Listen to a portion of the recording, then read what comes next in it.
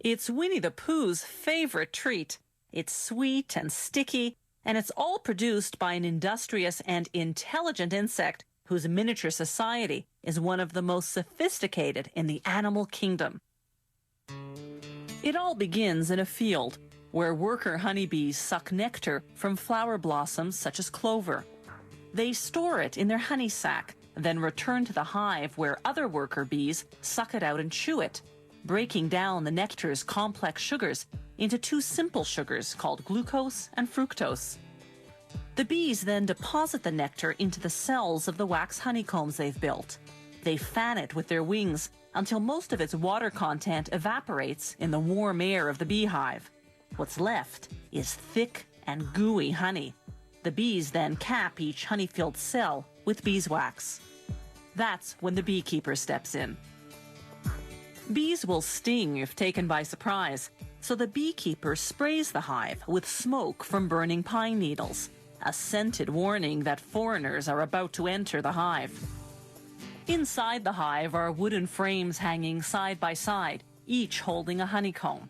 A hive can house hundreds of thousands of bees, all descendants of the prolific grand poobah of beedom, the queen bee. She's the big one in the middle.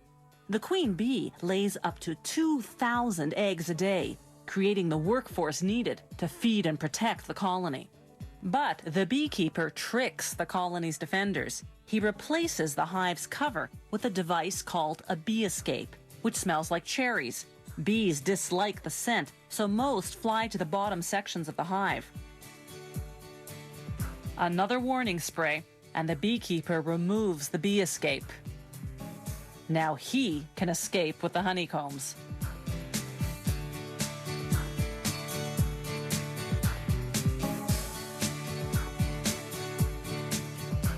Inside the honey factory, they put the honeycomb frames on what's called an uncapping machine. Like a razor, it shaves the wax caps off the honey-filled cells of the combs.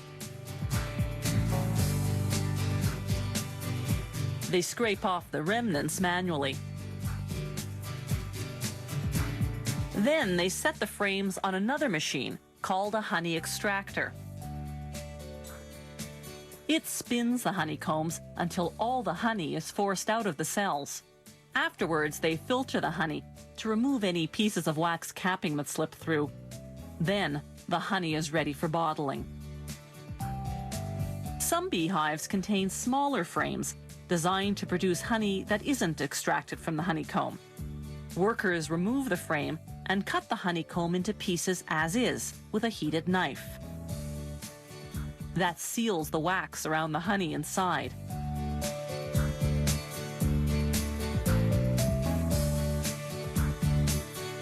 You eat it, wax and all. The beeswax lining of the honeycomb goes to make candles, furniture polish, lipsticks, and other products.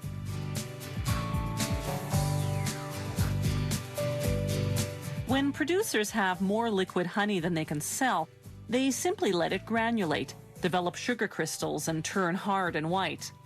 Then, when the orders come in, they return it to its original liquid form by heating it to 130 degrees Fahrenheit. They vacuum clean the jars.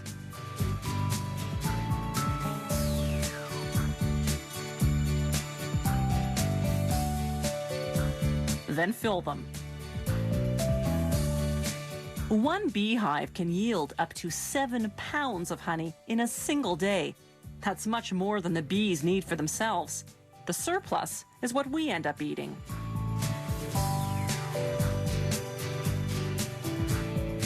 Honey production today is both efficient and humane. For centuries, the only way to harvest honey from hives had been to kill the bees.